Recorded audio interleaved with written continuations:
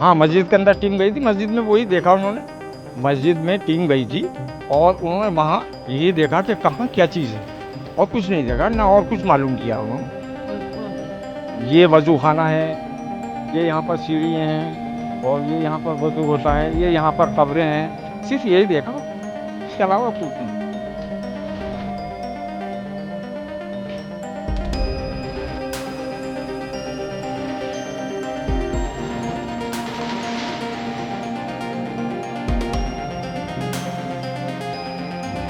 बयान दर्ज कराना चाहते हैं वायलेंस के वजह से, वायलेंस के संबंध में, वो वहाँ पर गेस्ट हाउस में आ जाएं और अपना एक बयान हल्फी लाकर हमें दें, और उसके बाद हम उस पर विचार करेंगे, उसकी रिपोर्ट तैयार करेंगे, जो भी हो। क्या समय सर दिया गया है लोगों को मिलने का? समय तो अब ये समय ही है इस टाइम। वो यहाँ से गए हैं गेस्ट हाउस, उनका कहना ये है कि आप लोग वहाँ आ जाएं सब, और जिन जिन के भी जो भी अपने बयान देना चाहते हैं वो एक बयान हल्फी के साथ। मस्जिद के अंदर भी टीम गई थी क्या? हाँ, मस्जिद के अंदर टीम गई थी। मस्जिद में वही देखा उन्होंने, मस्जिद में टीम गई थी और उन्होंने वहाँ यही देखा कि कहाँ क्या चीज़ है, और कुछ नहीं देखा ना, और कुछ मालूम किया उन्होंने। ये वजू खाना है, ये यहाँ पर सीढ़ियाँ हैं, और ये यहाँ पर वजू होता है, ये यहाँ पर कब्रें हैं, सिर्फ यही देखा और कुछ नहीं, इसके अलावा कुछ नहीं। ना मेरी तरफ से तो आज बयान, क्योंकि आज मैं रेडी नहीं हूँ फिजिकली और मेंटली, तो नेक्स्ट वीक में ये आएंगे जैसा बताया अभी जांच आयोग ने, तब मैं ऑलरेडी प्रिपेयर होके तब मैं अपने बयान दर्ज कराऊंगा। आज कोई मैं बयान दर्ज नहीं कराऊंगा। संबंध में कुछ घटना हुई थी, पूछा हो ना हमसे कुछ नहीं मालूमात की, सिर्फ हमारे पास ये जामा मस्जिद में पहुंचे और वहां जाकर सिर्फ हमसे ये पूछा कि भाई ये क्या है। हमने कहा भाई ये हौज है, यहाँ पर वजू करते हैं लोग। ये क्या है कि ये सब कब्रें हैं, बहुत पुरानी हैं, 500 साल पुरानी, 400 साल पुरानी है। बस ये इतनी ही बात हुई। ये किधर से जीना जाता है, किधर को लोग आते हैं, किधर को जाते हैं, बस इतनी ही मालूमात हुई। मालूमात इन्होंने जांच आयोग ने की है, इसके अलावा और कोई नहीं पूछा इन्होंने। जी। संभल के हिंसाग्रस्त इलाके में अब जो न्यायिक आयोग की टीम है वो पहुंच चुकी है। ये इनकी दूसरी विजिट है। पहले विजिट में भी इन्होंने तमाम उन जगहों को विजिट किया था जहां पर हिंसा हुई थी और जहां से पत्थरबाजी हुई थी, अधिकारियों ने ब्रीफ किया था। आज भी अगर आप देखेंगे तो जो टीम है वो आपको यहां पर नजर आएगी। ये वही इलाका है जहां से जो भीड़ है वो आई थी और पत्थरबाजी जो है वो इस इलाके से शुरू हुई थी, और जो बाद में आगजनी और उसके बाद यहां पर फायरिंग की घटना में तब्दील हो गई है। देखिए आपको नजर आएगा यहाँ पर जो अधिकारी हैं वो मौजूद हैं, और साथ में जो न्यायिक आयोग की टीम है उनके सदस्य यहाँ पर मौजूद हैं, और सबको ब्रीफ किया जा रहा है, सबको बताया जा रहा है कि आखिर उस दिन घटना कैसे हुई थी, कहां से पत्थरबाजी हुई थी और किस तरीके से यहाँ पर जो गाड़ी थे उनको आग लगा दिया गया था। ये अंदर का एरिया है, और अगर आप देखेंगे अंदर आप देखिए यहाँ पर जो न्यायिक आयोग की टीम है वो आपको नजर आएंगी, और आगे जो अधिकारी हैं डीआईजी मौजूद हैं यहाँ पर मुनिराज, इसके साथ साथ आपको एसपी और डीएम और साथ में जो तमाम अधिकारी हैं वो नजर आएंगे, और सारे अधिकारी यहाँ पर न्यायिक आयोग की टीम को ब्रीफ कर रहे हैं कि आखिर कहाँ से किस तरीके से जो पत्थर है उसको निकाले गए थे और कहाँ से भीड़ आई थी और कहाँ से छतों पर से जो पत्थरबाजी है उसकी जो है वो इंतजाम किया गया था, और पत्थर रख के जिस तरीके से पत्थरबाजी हुई थी, आगजनी हुई थी, वो पूरा सीक्वेंस क्या था, वो पूरा एरिया क्या था, वो सभी चीजों को देखिए यहाँ पर जो अधिकारी हैं वो ब्रीफ कर रहे हैं। ये इनकी दूसरी विजिट है, और पहली विजिट में भी इन्होंने तमाम उन जगहों को विजिट किया था, और ये दूसरी बार है जब ये इस इलाके में विजिट कर रहे हैं और सारी जानकारियां जो है वो अधिकारियों से ले रहे हैं।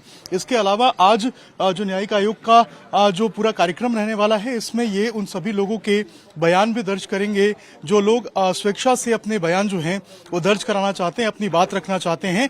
हिंसा वाले दिन जो भी जानकारी उनके पास है उस जानकारी को भी जो है वो यहाँ पर देंगे यहाँ पर न्यायिक आयोग की टीम को, और जो अपने बयान हैं वो दर्ज कराएंगे। इसका भी कार्यक्रम रहने वाला है। तो न्यायिक आयोग की टीम यहाँ पर संभल में पहुंच चुकी है, और अभी हिंसाग्रस्त इलाके में जहां पर पत्थरबाजी हुई थी, जहां पर जो आगजनी हुई थी, उन इलाकों का दौरा कर रही है, और उसके बाद जो जानकारी है वो यहाँ पर अधिकारियों से लिया जा रहा है। देखिए बिल्कुल आज सुबह तड़के जो टीम है वो पहुंची थी, साथ में जो आला अधिकारी हैं, चाहे डीआईजी मुनिराज हो, एसपी, डीएम, एडिशनल एसपी, सारे बड़े अधिकारी मौके पे मौजूद हैं। और अंदर अगर आप देखेंगे तो ये शाही जामा मस्जिद का परिसर है, और इसी के अंदर 24 नवंबर को सर्वे हो रहा था जिस वक्त हिंसा की शुरुआत हुई, और पिछले हिस्से में जो पत्थरबाजी है, आगजनी है, उसको अंजाम दिया गया था। अभी जो सर्वे की टीम है जो यहाँ पर कमीशन पहुंची हुई है, जो आयोग पहुंची हुई है, वो अभी अंदर गई है।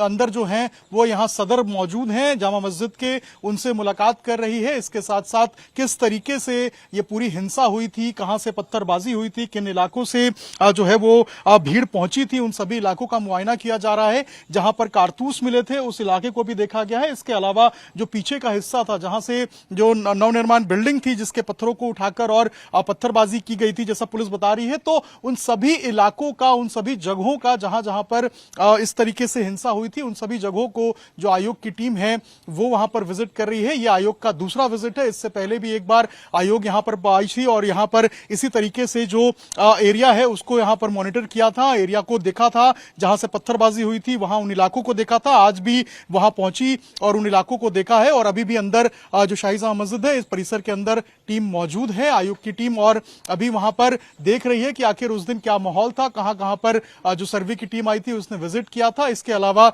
हिंसा की शुरुआत कैसे हुई, ऐसा क्या माहौल बिगड़ा, ये सभी बातों की जानकारी जो है वो आयोग की टीम ले रही है। इसके अलावा आज जो उनका कार्यक्रम है उसमें जो आम लोग हैं उनसे भी वो उनका बयान दर्ज कराएंगे। जो लोग स्वेच्छा से उस घटना के बारे में जानकारी देना चाहते हैं उस घटना की जानकारी वो दे सकते हैं और यही कारण है कि आयोग की टीम ने उन सब लोगों को जो है वो आमंत्रित किया है कि आप आइए और अपनी बात रखिए। उस हिंसा के बारे में अगर कोई भी जानकारी आपके पास है तो जानकारी वो आयोग के समक्ष आकर साझा कर सकते हैं। तो अभी टीम आपको अंदर जो है वो मौजूद नजर आएगी। भारी सुरक्षा व्यवस्था जो है यहां पर की गई है। अगर मैं अपने कैमरा पर्सन से रिक्वेस्ट करूं एक बार दिखाइए कितनी बड़ी संख्या में जो सुरक्षा कर्मी है उनको लगाया गया है ताकि किसी भी तरीके से कानून व्यवस्था की स्थिति खराब ना हो। और सामने आपको सत्यव्रत पुलिस स्टेशन, पुलिस चौकी जो है वो नजर आएगा जिसका काम चल रहा है और उसके सामने से अभी आयोग की टीम जो है वो शाही जामा मस्जिद परिसर में गई है। वहां पर अंदर जो उस दिन की घटना क्या थी, किस तरीके से वहां पर जो भीड़ इकट्ठा हुई थी और कहां से जो पत्थरबाजी हुई थी, उन सभी इलाकों को चिन्हित कर रही है, उन सभी इलाकों को देख रही है। इसके अलावा आज उन सभी लोगों से जो बयान हैं वो भी दर्ज कराए जाएंगे जो स्वेच्छा से आकर उस घटना के बारे में जानकारी देना चाहते हैं। 24 नवंबर को आपको याद हो तो सुबह यहां पर सर्वे की टीम पहुंची थी और जो यहां पर जिला अधिकारी थे वो भी मौजूद थे, पुलिस के आला अधिकारी मौजूद थे और जब अंदर सर्वे हो रहा था ठीक उसी वक्त शाही जामा मस्जिद के पिछले हिस्से में जो पत्थरबाजी है, आगजनी है, भीड़ है, वो वहां पर इकट्ठी हो गई थी। संभल के अंदर संभल में हुए हिंसा के आरोपियों की लगातार पहचान और उनकी गिरफ्तारी का सिलसिला जारी है। इसी क्रम में एक आरोपी की गिरफ्तार हुई है जिसका नाम जो है वो मुल्ला अफरोज बताया जा रहा है। मुल्ला अफरोज शारिक साठा गैंग से जुड़ा हुआ है। शारिक साठा वही जिसका संबंध दुबई और दाऊद इब्राहिम से बताया जाता है। आखिर मुल्ला अफरोज कैसे पकड़ा गया और इसके संबंध आखिर शारिक साठा से कैसे बने, हमारे साथ बात करने के लिए संभल के एसपी कृष्ण बिश्नोई जी हैं। सर, कैसे आपने मुल्ला अफरोज को पकड़ा और क्या कुछ जानकारी मुल्ला अफरोज के बारे में आपको मिलता है?